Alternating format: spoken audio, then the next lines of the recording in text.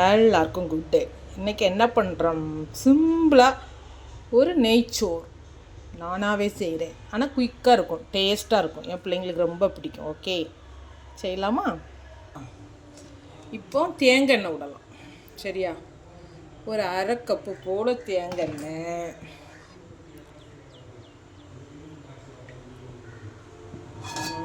சரி, இப்போ நெய் விட்றேன். இவ்வளோக்கான நெய், ஒரு ஸ்பூன், என் ஸ்பூன் பார்த்துடுங்க. இதே மாதிரி இன்னொரு கரண்டி பொங்கி இறக்குன போகிறோம். இப்போதைக்கு இது போதும். முதல்ல ஏலை, அப்புறமா இந்த ஏலக்காய், அப்புறமாட்டு கிராம்பு எல்லாம் பார்த்துடுங்க. கொஞ்சம் கொஞ்சம் அப்படியா போட்டுடலாம். அப்புறம் பாதி பூ போடுறேன், ஏன்னா நம்ம அடிக்கடி பொங்கிறதுனால நான் எல்லாமே கொஞ்சம் பாதி. சரியா? பாதி தான் போடுறேன். அப்புறம்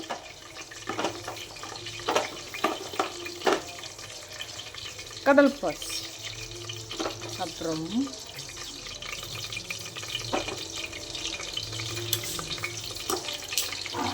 பட்டை, அப்புறமா பெருஞ்சீரகம். இவ்வளோ காணும். சரியா? இன்னும் கொஞ்சம் இருந்தாலும் போடலாம். போட்டேன்னா அது கூட இவ்வளவு போடுவோம். சரியா? ஏன்னா வேறு எதுவும் சேர்க்க போகிறது இல்லை, அதனால். இப்போ வெங்காயம் போட்டுடலாம். இப்போ வெங்காயம், பச்சை மிளகு, 6 பச்சை மிளகு, வெங்காயம் ஒன்றே ஒன்று பெரிய சைஸ், கிண்டிக்கலாம். சரியா? நல்லா கிண்டி கொடுத்தாச்சு.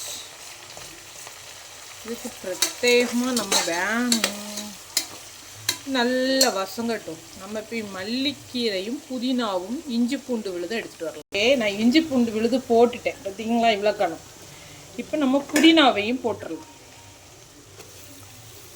சரியா?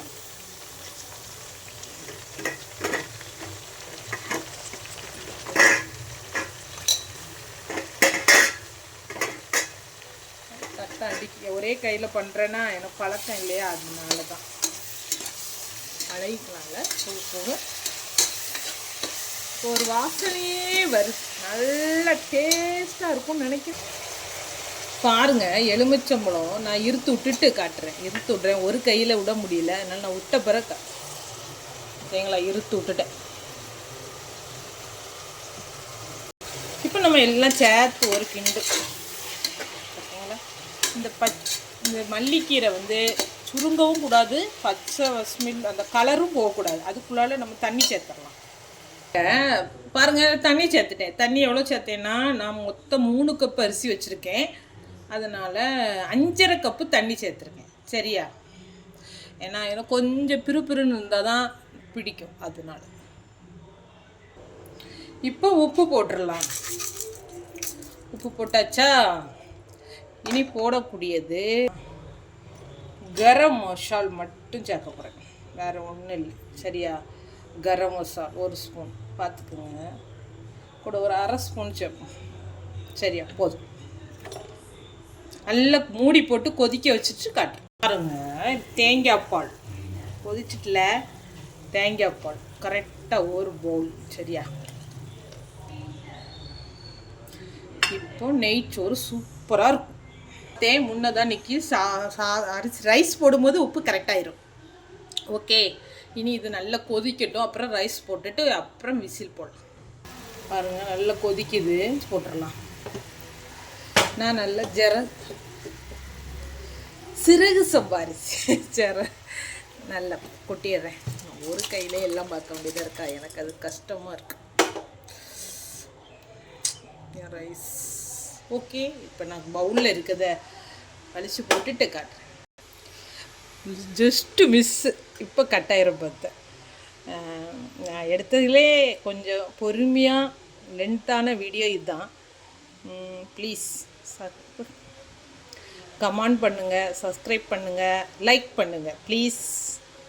முடிஞ்சால் மனசு இருந்தால் பண்ணுங்கள். ஓகே. ஒரு இலை அப்படி ஜாயிண்ட் ஆகிடுச்சு. ஆனால் இது பவுல்லே அது ஒரு டிசைன் மாதிரி தெரியுது. ஓகேங்களா? ஒட்டிடுச்சு, எடுக்க வரல. நீங்கள் செய்து பார்த்துட்டு சாப்பிட்டுட்டு எனக்கு லைக் பண்ணுங்கள். ஓகே, சரி. இப்போ நம்ம மூடி போட்டுடலாம். ஓகே, மூடி போட்டுட்டேன். கொதிக்கலை இன்னொன்னா, மூடி போட்டாச்சு. விசில் போடலை, ஏன்னா இதில் வந்து ஆவி வந்த பிறகு ஒரு விசில் போடணும், ஒரு தம். அதாவது ஒரு விசில் போட்டுட்டு அப்புறம் அடுத்த விசில் வர்றதுக்குள்ளே ஆஃப் பண்ணி வச்சுருவோம். சாப்பாடு குயிக்காக ரெடி ஆயிரும்.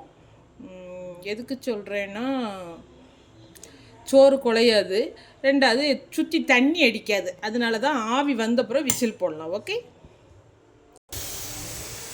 பாருங்க, ஆவி வந்துருச்சா? இனி விசில் போடுவோம். இப்போ எல்லாம் மிஸ் ஆகிருக்கும், நம்ம விரவவே வேண்டாம். நம்ம ஃபஸ்ட்டே விசில் போட்டுட்டா எல்லாமே மேலே வந்து நிற்கும். அப்போ நம்ம கிளற வேண்டியது இருக்கும். இது கிளறவே வேண்டாம், அப்படியே எடுத்து சாப்பிட்டுக்கலாம். நெய் மட்டும் போட்டால் போதும். ஓகே, சிக்கன் 65 பொரிக்க விரைவி வச்சுருக்கேன். இதை பொரிச்சிட்டு நெய்ச்சோறு, சிக்கன் 65யும் ரைத்தா பண்ணணும். ஓகே, நீங்கள் இதுக்கு கத்திரிக்காய் பொரியல் கூட வச்சுக்கலாம், நல்லாயிருக்கும். ஃபஸ்ட்டு விசில் ஒரு செகண்ட் மட்டும் வெயிட் பண்ணுவோம், அப்புறம் ஆஃப் பண்ணிடலாம் அடுப்பை. தக்காளி போடலேன்னு நினைக்காதீங்க, தக்காளி போடவே வேண்டாம். தக்காளி போட்டாலும் நல்லா இருக்குது இந்த ரைஸுக்கு.